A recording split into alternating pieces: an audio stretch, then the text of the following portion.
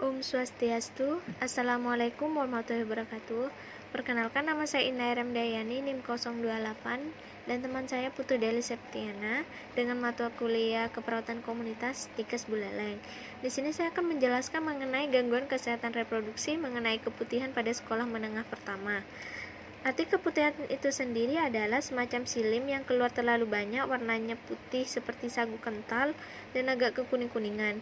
Jika silim atau lendir ini tidak terlalu banyak, tidak terjadi persoalan, menurut Handayani 2008. Keputihan di kalangan medis dikenal dengan istilah leukoria atau fleur albus, yaitu keluarnya cairan dari vagina. Keputihan merupakan infeksi jamur Candida pada genitalia perempuan dan disebabkan oleh organisme seperti ragi, yaitu Candida albicans, dalam keadaan normal. Vagina memproduksi cairan yang berwarna bening, tidak berbau, tidak berwarna, jumlahnya tidak berlebihan dan tidak disertai gatal.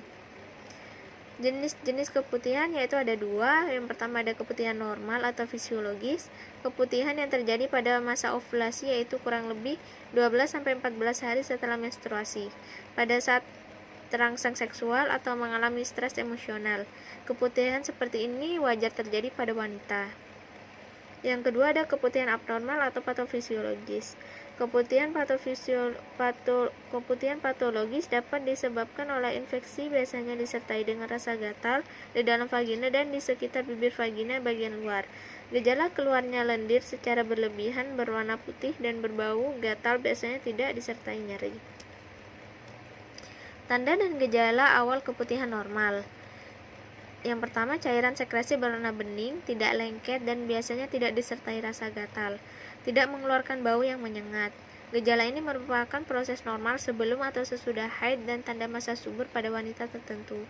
Pada bayi perempuan yang baru lahir, dalam waktu 1 hingga 10 hari dari vagina dapat keluar cairan akibat pengaruh hormon yang dihasilkan oleh plasenta.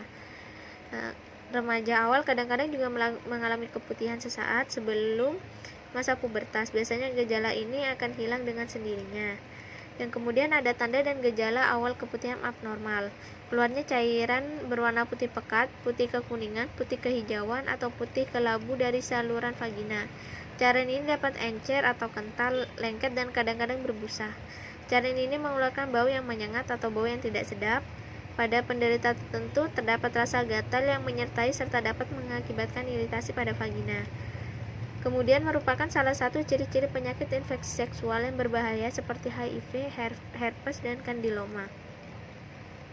Penyebab keputihan yang pertama karena jamur Candidas atau Monilia, yang kedua karena parasit Trichomonas vaginalis, bakteri Gardnerella, faktor hygiene yang jelek, pemakaian obat-obatan dalam waktu yang lama, stres, dan penyakit organ kandungan. Cara mengatasi keputihan itu sendiri yaitu dengan cara menjaga vagina agar tetap kering untuk menjaga tumbuhnya bakteri dan jamur. Ganti membalut apabila sudah terasa basah dan lembab. Hindari penggunaan cairan pembersih kewanitaan yang mengandung bahan kimia terlalu berlebihan, karena hal itu juga dapat mengganggu pH cairan kewanitaan dan dapat merangsang munculnya jamur atau bakteri. Kemudian setelah buang air besar, bersihkan dengan air dan keringkan dari arah depan ke belakang untuk mencegah penyebaran bakteri dari anus ke vagina. Kemudian gunakan celana dalam minimal 2 kali sehari dan sebaiknya yang berbahan dasar katun, karena katun menyerap kelembapan dan menjaga agar sirkulasi udara tetap terjaga. Hindari seks bebas atau berganti-ganti pasangan tanpa menggunakan alat pelindung seperti kondom. Sebisa mungkin kendalikan stres. Apabila mengalami keputihan dan mendapatkan pengobatan antibiotik oral, sebaiknya mengkonsumsi antibiotik tersebut sampai habis sesuai dengan yang diresepkan agar bakteri tidak kebal dan keputihan tidak datang lagi.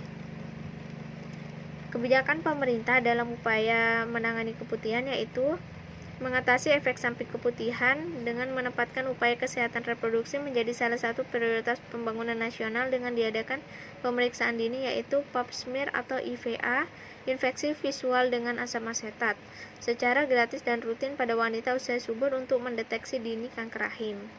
Sekian pemateri dari saya, kurang lebihnya mohon maaf. Saya ucapkan Om Santi Santi Om. Wassalamualaikum.